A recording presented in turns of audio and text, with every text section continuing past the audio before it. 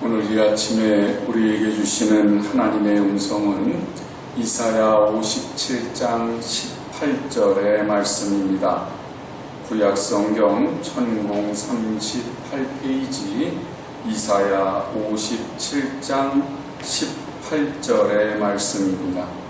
이 계시의 말씀을 우리 한 목소리로 받들어 읽겠습니다. 내가 그의 길을 보았은즉 그를 고쳐줄 것이라. 그를 인도하며 그와 그를 슬퍼하는 자들에게 위로를 다시 얻게 하리라. 아멘. 우리 서로 좌우 옆으로 인사를 나누시겠습니다. 예수님 닮으셨습니다. 네, 예수님 닮으셨습니다. 한 번 더 서로 축복도 나누시겠습니다. 당신은 하나님의 복덩이십니다. 네, 당신은 하나님의 복덩이십니다. 한 번 더 주님 앞에 고백하겠습니다. 예수님으로 만족합니다. 진심으로 예수님으로 만족하시게 되기를 주님의 이름으로 간절히 축원합니다. 저는 어렸을 때 이렇게 그 교회 학교를 다니는 그 과정 속에서 그 선생님들이 하는 설교들 가운데서 아직도 몇 가지를 이렇게 기억하고 있는 것들이 있어요. 그 가운데 오늘 제가 한 가지 소개시켜 드리고 싶은 것은 제임스 아브람 가필드라고 하는 미국의 20대 대통령에 대한 이야기가 있어요. 지금도 이렇게 가끔씩 다른 목사님들의 설교나 또 인터넷에 보면 그분에 대한 그 예화가 이렇게 가끔 나오더라고요. 그런데 그때 그게 이제 제 마음속에 아주 크게 각인이 돼 있어서 그래서 지금도 잊혀지지를 않아요. 그게 이제 무슨 얘기였냐면 가필드 대통령이 대통령이기 전에 아주 젊은 청년이었을 때 친구와 함께 이제 길을 가기 시작을 했어요. 그래 이제 어디서 이렇게 이제 한 잔 먹고 기분이 좋아가지고 친구와 이제 어깨동무를 하고 길을 가는데 길이 나누어지는 그 두 갈래 길이 나옵니다. 한 갈래 길은 강둑인데 강둑을 따라서 이렇게 이제 그 과수원이 한쪽에는 펼쳐져 있고요. 그리고 사람들이 거닐기 아주 좋아요.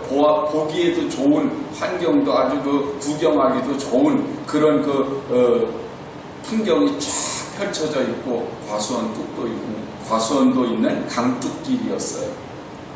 또 하나는 언덕이 있는데 그 언덕은 조금 좀 올라가기가 약간 좀 벅찬 언덕인데 그 언덕 위에는 자그마한 교회가 있었는데 불빛을 반짝거리면서 그날 예배를 드리는 날이었는가 봐요. 둘이서 이제 가다가 그 갈림길에서 의견 충돌이 일어났습니다.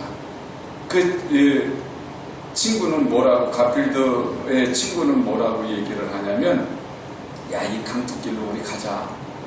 저 구경할 것도 많은데, 가면서 우리 또 같이 얘기도 좀 하고 걸어가자. 그런데 이 가필드는 그날따라 그 교회를 들어가고 싶은 거예요. 아니야, 나는 저 교회를 지금 가고 싶어.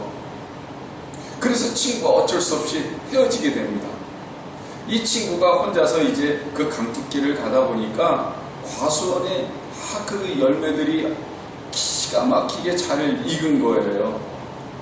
혼자 가다가 그만 그 과수원 담을 넘어가서 남의 것을 따먹어요. 그 맛이 꿀맛인 거예요. 과수원의 그 열매들도 꿀맛이지만 남의 것을 따먹는다고 하는 그 스릴이 어쩌면 그렇게 재미있고 쾌감이 있고 그래서 더 그 과일의 맛이 기가 막혔던 거예요.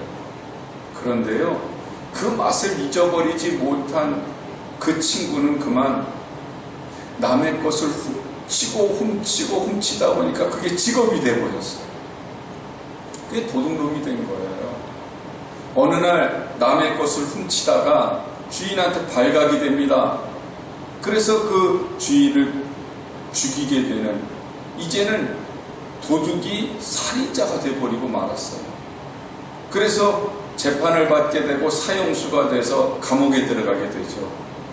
그런데 어느 날 그 감옥에 앉아 있는데 이렇게 그 신문 배달이 되니까 그 신문을 보게 됐는데 신문 일면에 자기가 아는 낯익은 얼굴이 딱 그 신문에 나와 있는 거예요. 보니까 자기 친구 가필드인 거예요. 이 가필드는 그날 저녁에 고개 언덕에 있는 교회를 찾아갔어요.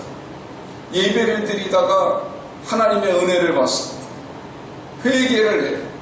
그리고 하나님의 은혜를 받고 나서 자기의 미래를 이제 하나님께 내어 맡깁니다.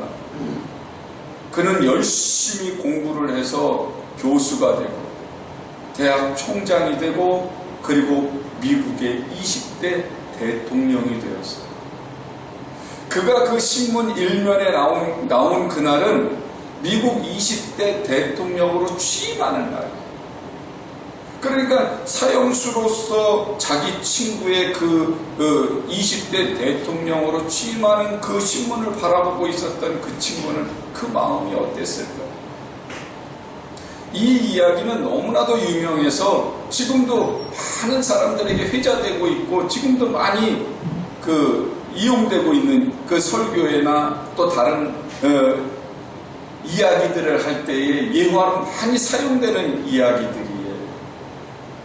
그런데 저는 이것이 굉장히 제 마음에 그 어렸을 때 들은 이야기인데 계속해서 제 마음에도 남아있어요. 순간의 선택이 평생을 좌우한다. 그리고는 저도 하나님께서 제 길을 인도해 주기를 위해서 이렇게 우리가 순간순간 선택해야 되는 일들이 많잖아요. 크고 작은 일들이 많은데 그때마다 하나님께 내어 맡겨요. 그럼에도 불구하고 우리가 인생길을 가면서 선택을 할 때 잘못된 선택을 할 때가 많잖아요. 내 판단에 의해서, 내 이익에 의해서, 내 육신적인 욕심에 의해서 선택할 때가 굉장히 많아요. 그러다 보니까 작은 것일 때에는 그냥 그 대가가 작으니까 그냥 어떤 때는 아프기도 하고 어떤 때는 배신당한 것으로 끝나기도 하고 어떤 때는 물질적인 손해가 조금 오는 것으로 끝나기도 하지만 어떤 때는 내 인생의 치명상을 입을 때도 있어요. 상처가 너무 커서 고통스러울 때도 있어요. 울며 불면서 정말 목숨을 끊어버리고 싶은 내 목숨을 그냥 막 포기하고 싶은 그런 때도 있어요. 그런데 여러분, 그런 때이라 할지라도 늦지는 않았어요. 왜냐하면 우리는 아직도 계속해서 인생길을 선택하면서 하나님이 부르시는 날까지 가야 되거든요.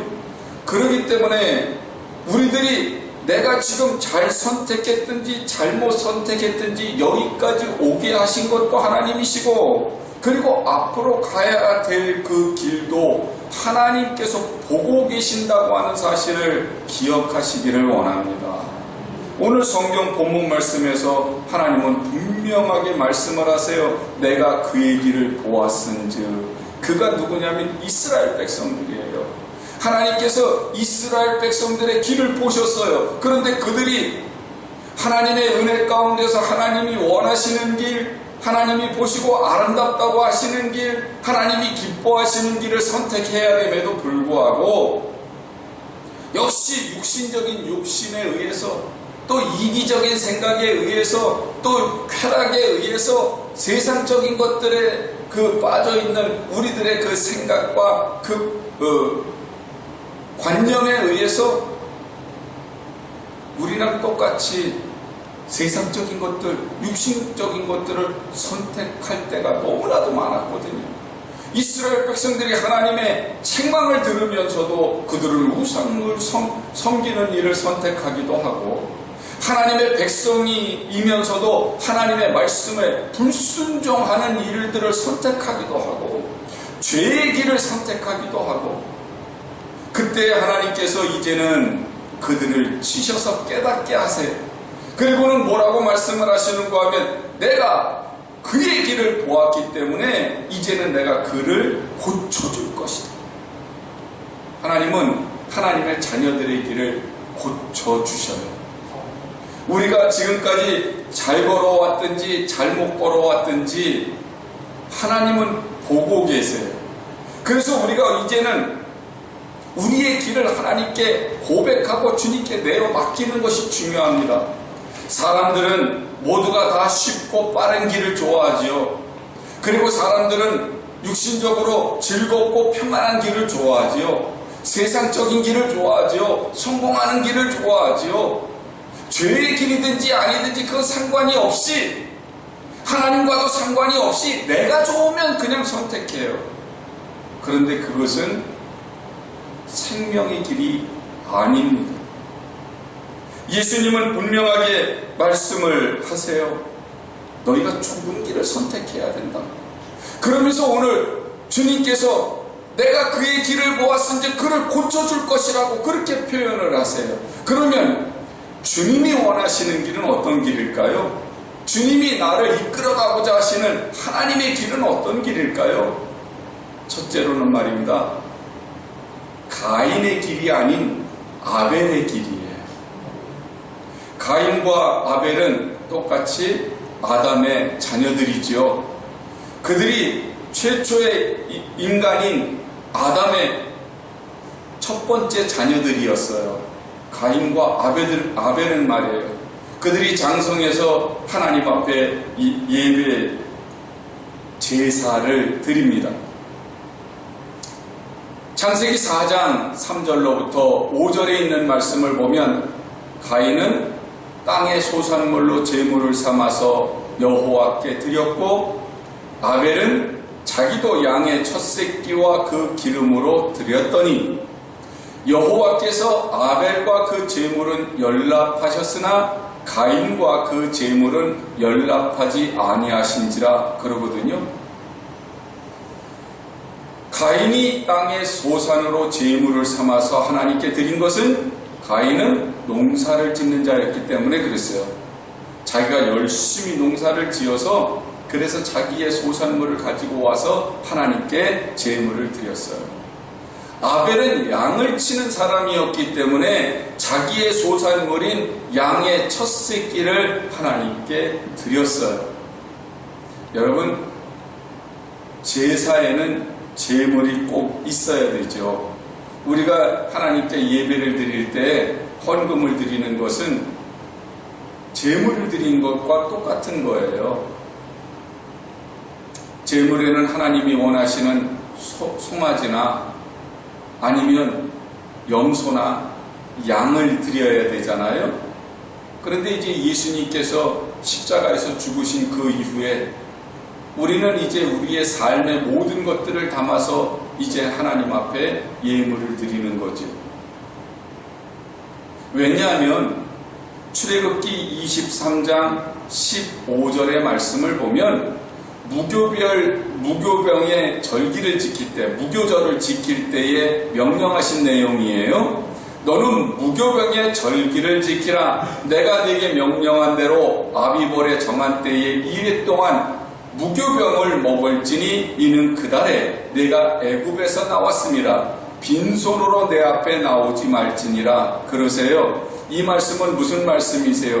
네가 구원받았으니 네가 구원받은 것을 기억하고 이제는 하나님 앞에 제물을 가지고 와서 예배, 제사를 하나님께 드려라, 그 말이거든요.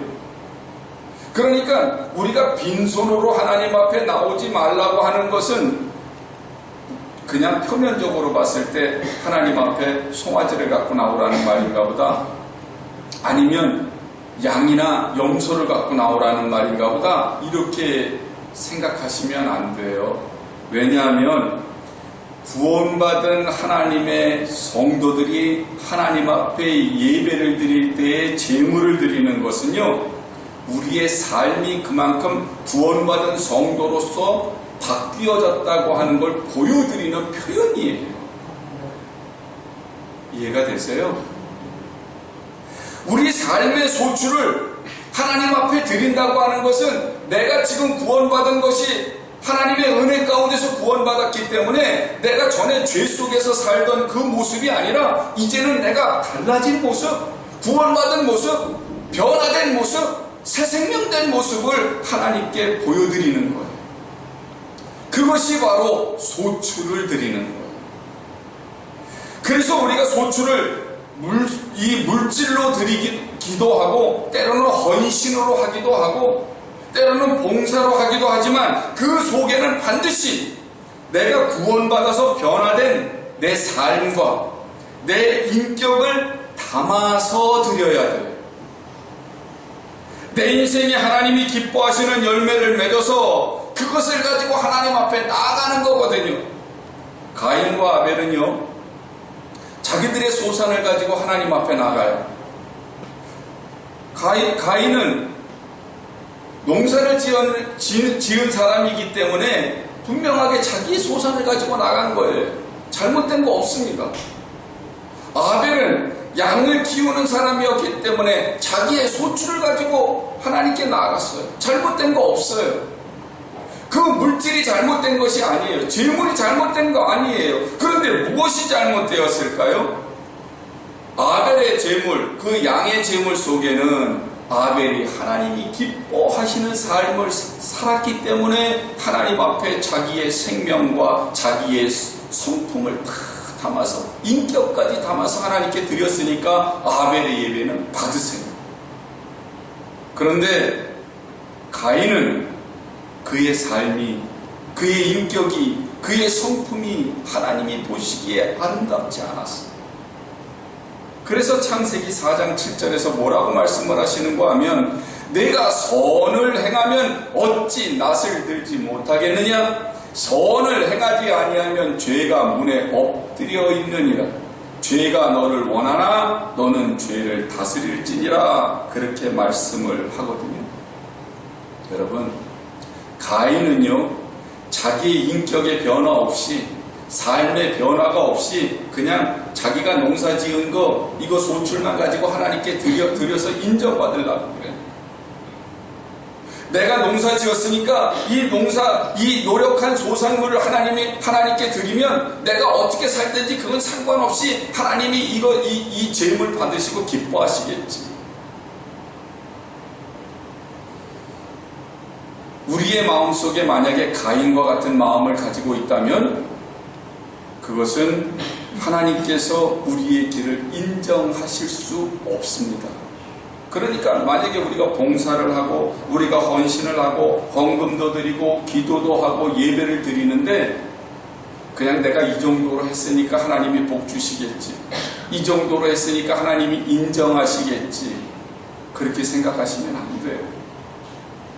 내가 이렇게 헌신하고 이렇게 충성하고 이렇게 봉사하고 이렇게 예배를 한다고 하는 것은 내가 예수님을 닮은 모습들이 보여져야 되는 거예요.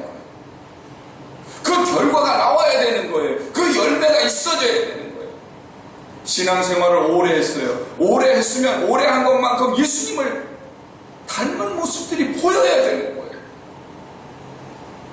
그런데 신앙생활을 시작한 사람이나 예수님을 오래 믿은 사람이나 변화가 없어요. 차이가 없어요. 그렇다고 그러면 그것은 아직도 우리는 가인의 길을 가고 있는 것이지 아벨의 길을 가고 있는 게 아닙니다. 단 하루를 예수님을 믿었어도 내가 변화된 모습을 보일 때 그게 바로 아벨의 길을 가는 거예요.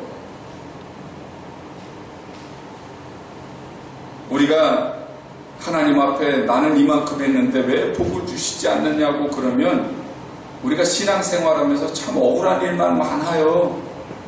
저도 이렇게 경험을 해보지만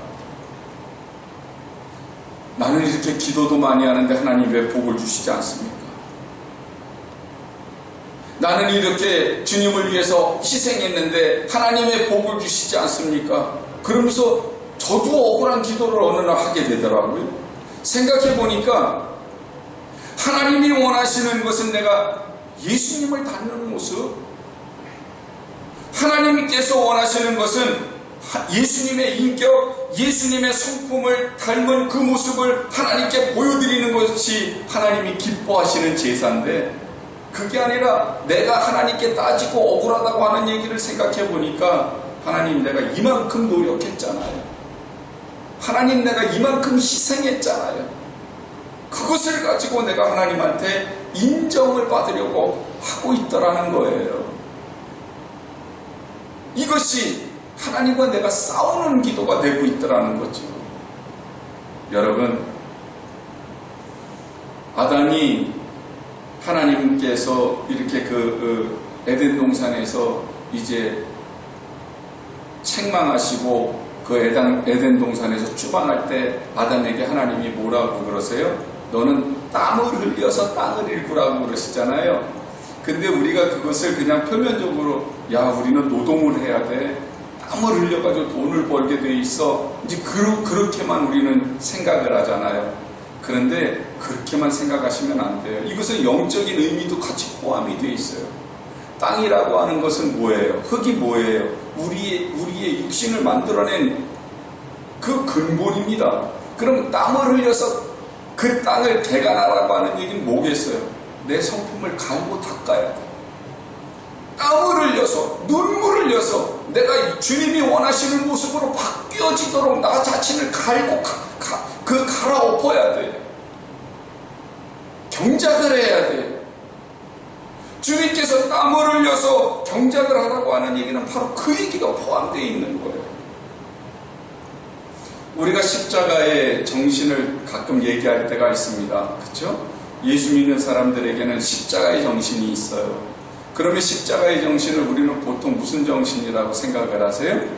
남을 위해서 희생하는 것, 봉사하는 것, 헌신하는 것, 그런 것들을 보통 십자가의 정신이라 그러잖아요. 그죠?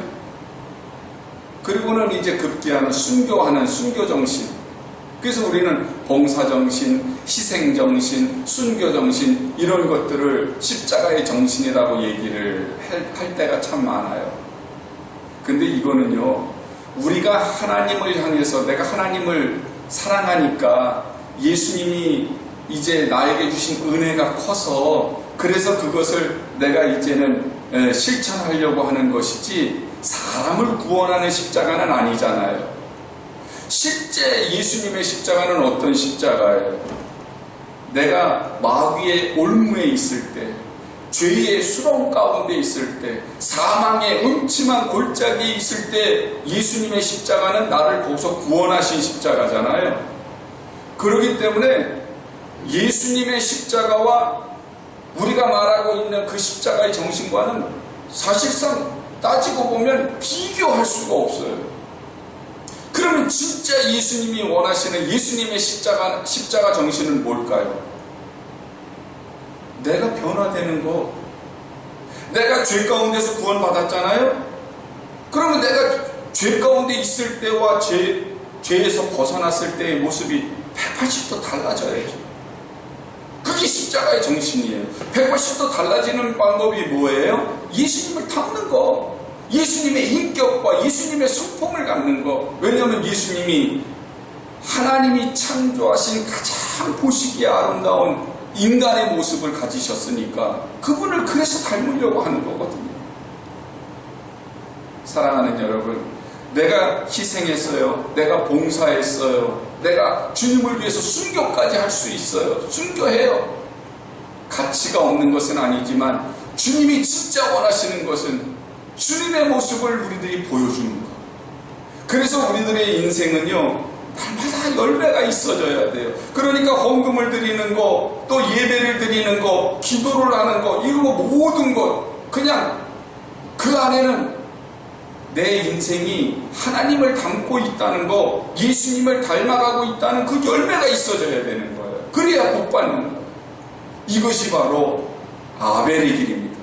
그래서 히브리서 11장 4절에서는 뭐라고 얘기를 하냐면, 믿음으로 아벨은 가인보다 더 나은 제사를 하나님께 드림으로 의로운 자라 하시는 증거를 얻었으니 하나님이 그 예물에 대하여 증언하심이라. 그가 죽었으나 그 믿음으로써 지금도 말하느니라 그러거든요. 아벨과 가인을 비교했을 때 뭐 아벨이라고 해서 특별하게 잘한 것은 없어요. 그럼에도 불구하고 아벨은 하나님을 의지하는 믿음을 가졌어요. 하나님을 예배하는 마음을 가졌어요. 하나님을 경외하는 마음을 가졌어요. 하나님을 두려워했단 말이에요. 그의 삶 가운데 언제나 하나님이 보시기에 좋은 일들만 하려고 애를 썼단 말이에요. 그것이 믿음이었어요.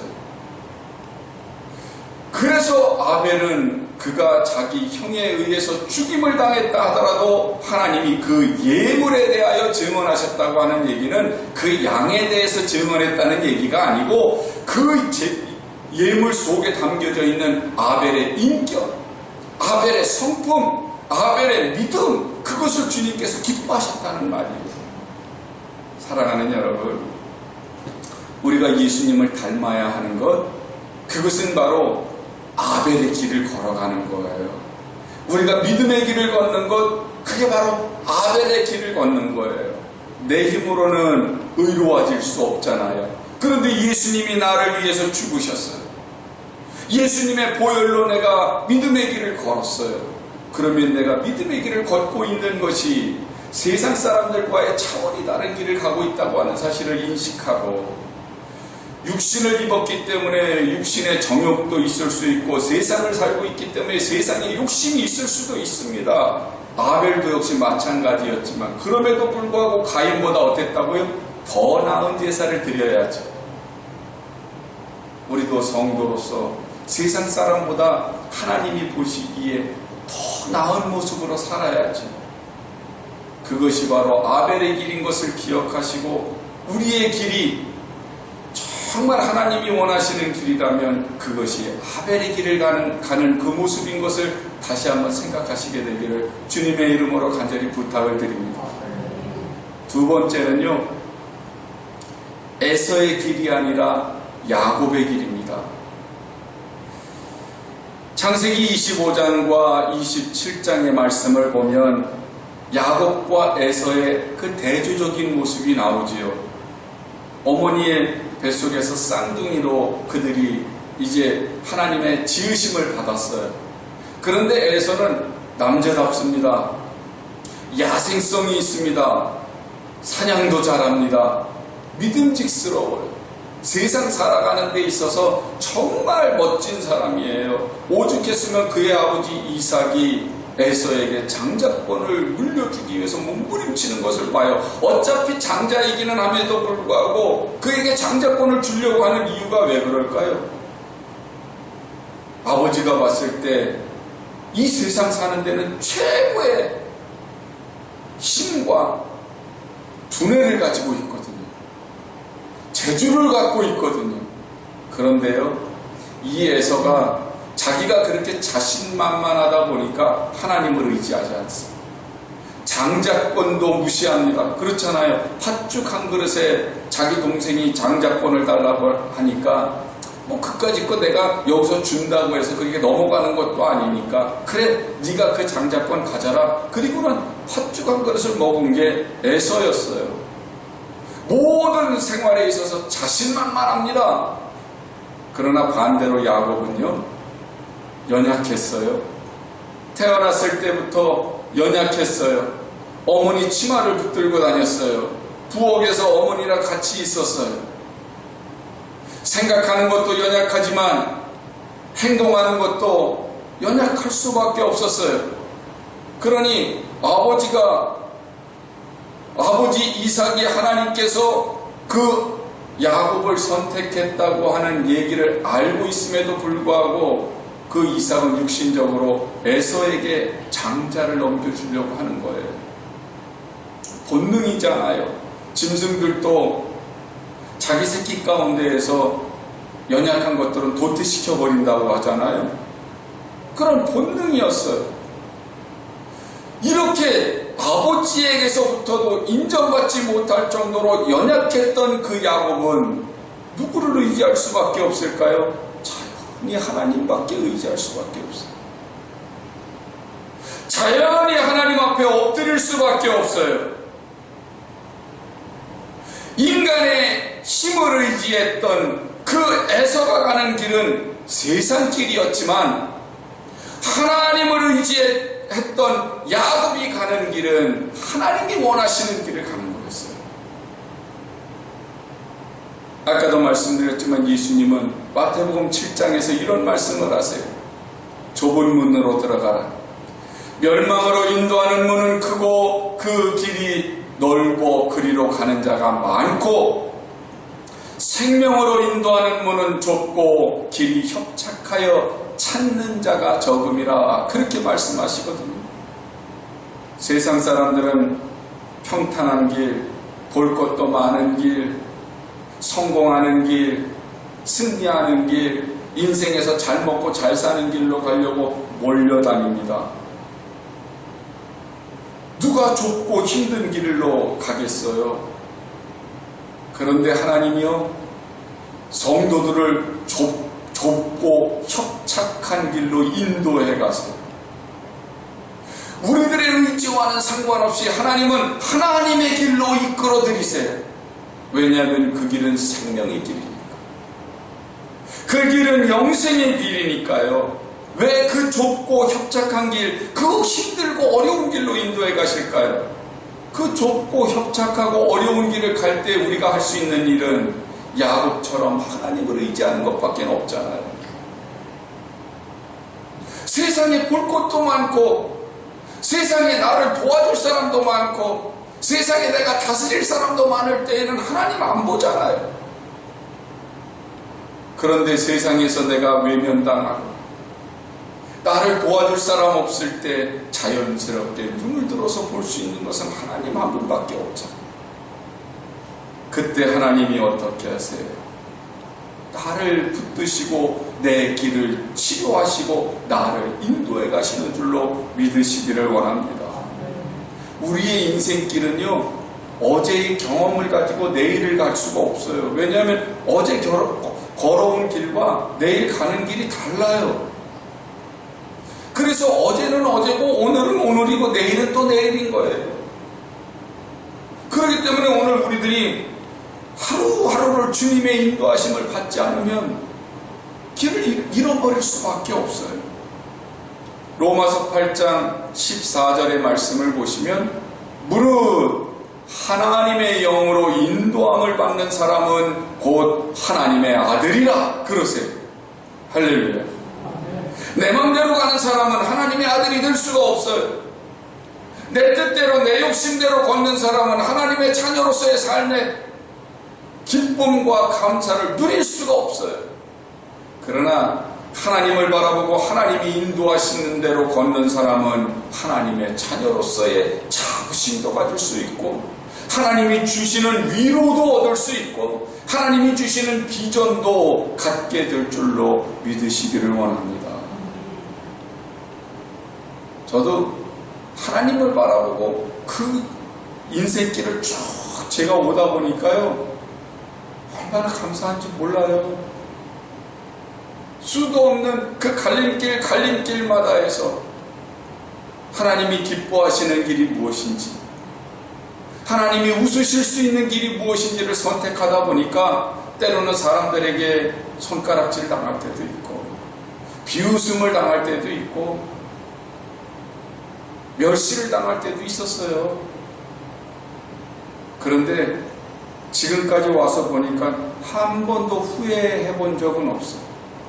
만약에 제가 저의 이득을 따라서 선택을 했다면 저는 후회했을 것 같아요. 육신적인 안락을 위해서 제가 선택을 했다면 저는 불안했을 것 같아요. 그런데 지금은 불안할 것도 없고 후회할 것도 없고 자신있게 여러분들에게도 말씀을 드릴 수 있는 것은 주님이 인도해 오시는 길을 왔기 때문에 후회가 없어요. 사랑하는 여러분, 야곱의 길은 후회가 없어요. 야곱이 바로 앞에 섰을 때 그런 얘기를 해요. 내 나이가 130입니다마는 참 파란만장한 인생을 걸어왔습니다. 그렇게 얘기를 하면서도 그는 한 번도 후회한다는 말은 하지 않아. 맞아요. 우리가 가는 길이 파란만장한 것만큼 하나님은 우리를 돌보시고 우리와 함께 하시는 것을 보여주시고 우리의 길을 인도해 나가셔서 우리가 웃을 수 있도록 해주시는 줄로 믿으시기를 원합니다. 지금은 연약하더라도, 지금은 내가 할 수 있는 것이 없다 하더라도 야곱이 하나님을 의지하면서 인생의 승리를 이끌었던 것을 기억하시고 하나님의 인도하심을 따라 나서시게 되기를 주님의 이름으로 간절히 축원합니다.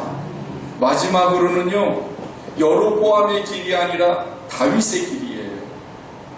열왕기상, 열왕기하를 우리들이 이렇게 보시면 거기서 하나님께서 반복적으로 하시는 얘기가 있어요. 잘한 왕에게는 네가 다윗의 길을 걸었다. 못한 왕에게는 네가 여로보암의 길을 걸었다. 이러면서 하나님께서 평가하시는 것을 보게 돼요. 그러니까 많은 왕들이 잘했다 잘못했다의 평가는 네가 다윗의 길을 걸었느냐 네가 여로보암의 길을 걸었느냐 하는 것으로 평가가 되는 거거든요. 솔로몬이 다윗이 죽은 다음에 왕위를 물려받았어요. 그때 하나님께서 솔로몬에게 이런 말씀을 하십니다. 내가 만일 내가 명령한 모든 일에 순종하고 내 길로 행하며 내 눈에 합당한 일을 하며 내 종 다윗이 행함같이 내 율례와 명령을 지키면 내가 너와 함께 있어 내가 다윗을 위하여 세운 것 같이 너를 위하여 견고한 집을 세우고 이스라엘을 내게 주리라. 그렇게 약속하세요. 다윗이 행함같이 내 율례와 명령을 지켜라. 그렇게 하시는 말씀은 다윗의 길을 걸어라 그 말이잖아요. 다윗이 걸어간 길은 어떤 길이에요? 하나님의 명령에 순종하고 하나님께서 말씀하시는 길로 행하며 하나님이 보시기에 합당한 일을 했다는 거예요. 그러면 솔로몬에게 다윗에게 약속한 모든 약속을 솔로몬에게도 하겠다. 그리고 영원토록 네 가문을 들어서 이스라엘을 다스리게 하겠다. 그렇게 약속해 주시는 것을 볼 수 있어요. 그런데 솔로몬이 다윗의 길을 처음에는 잘 걷다가 그만 다윗의 길에서 이탈해 버렸어요. 길에서 벗어나는 걸 뭐라고 그래요? 그게 바로 탈선이에요. 솔로몬이 영적으로 탈선을 했어요. 그만 솔로몬이 영적으로 탈선을 하니까 솔로몬이 죽고 난 다음에 남쪽 유다와 북쪽 이스라엘로 나라가 두 동강이가 납니다. 그런데 그냥 똑같이 두 동강이가 나는 게 아니고 북쪽에는 10지파가 레위 지파만 빼놓고 11지파가 이제 이렇게 그 나라를 이루고 있는데 아이 남쪽에는 유다 지파 하나만 놔두고 글쎄 10지파가 다 북이스라엘이 돼버렸으니까 10대1이 돼버렸어요.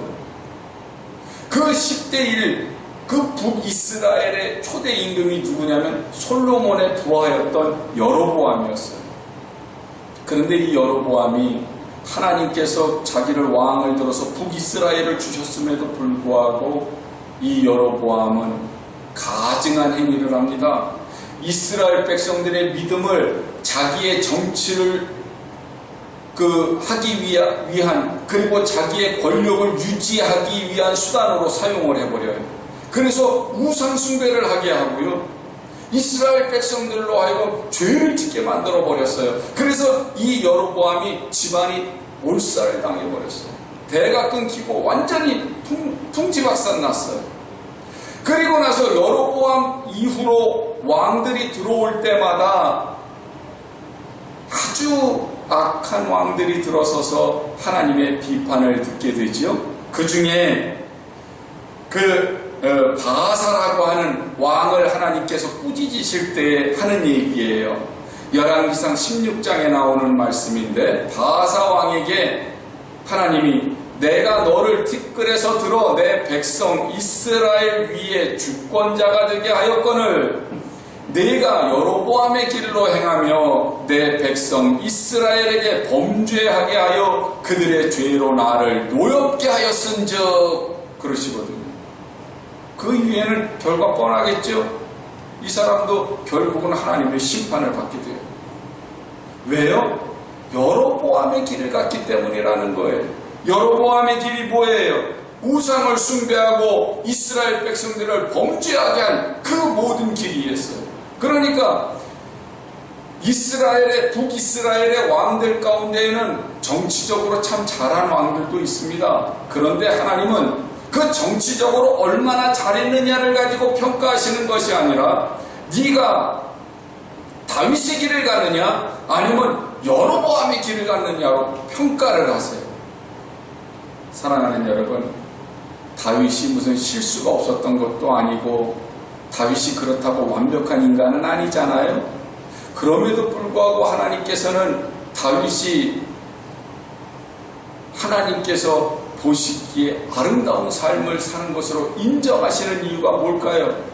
그것은 주님이 사도행전 13장에서 뭐라고 말씀을 하시냐면, 내가 이새의 아들 다윗을 만나니 내 마음에 맞는 사람이다, 내 뜻을 다 이루겠다, 그렇게 약속을 하셨던 말씀을 보게 돼요.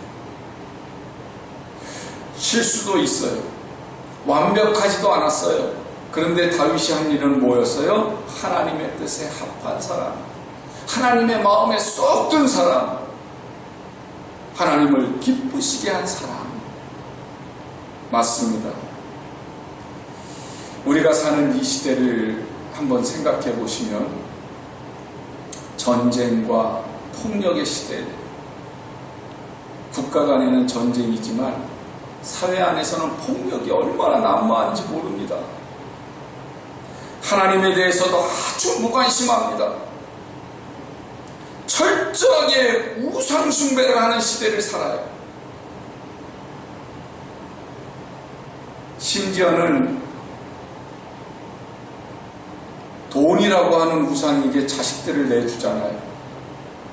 그게 우상에게 자식을 내주는 건지도 모르고 그냥 자식들을 일단은 돈만 잘 벌고 그냥 잘 살면 인간성은 어디로 갔든지 간에 상관없어요. 그냥 무조건 돈이라고 하는 그 만몬의 우상에게 자식을 내줘버립니다.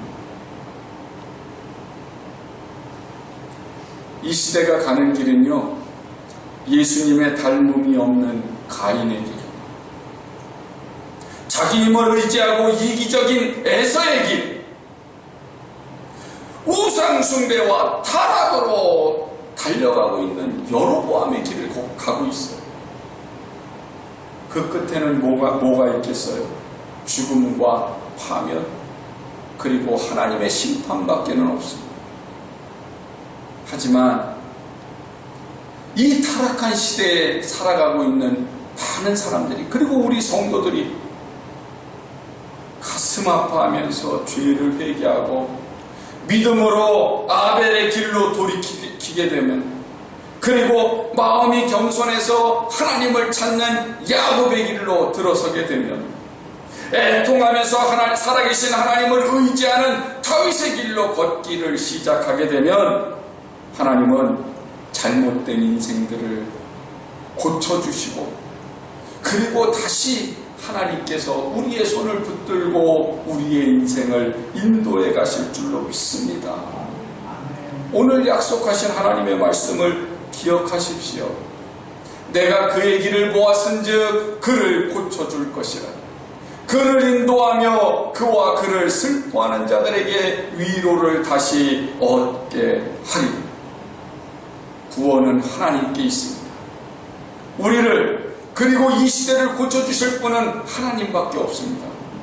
아벨의 길, 야곱의 길, 다윗의 길로 다시 돌아가서 하나님이 치료하시는 그 손길을 다시금 우리가 경험하게 되고, 하나님의 인도하심과 위로하심을 누리면서 승리하는 인생, 승리하는 신앙인으로서의 삶을 살게 되고, 하나님이 원하시고 기뻐하시는 풍성한 열매들로 맺어서 주님 앞에 서는 날 잘했다 칭찬받는 모든 사람들이 되었으면 좋겠습니다. 특별히 우리 교회 성도들이 한 사람도 나고됨 없이 승리의 길을 걸어가시고 복된 길을 걸어가셔서 주님 앞에서 정말 고생했다고, 수고했다고 칭찬받으시고, 하나님의 위로 가운데서 하나님을 기쁘게 찬송하실 수 있는 복되고 아름다운 여러분들이 되시기를 예수님의 이름으로 간절히 축원합니다. 기도하시겠습니다.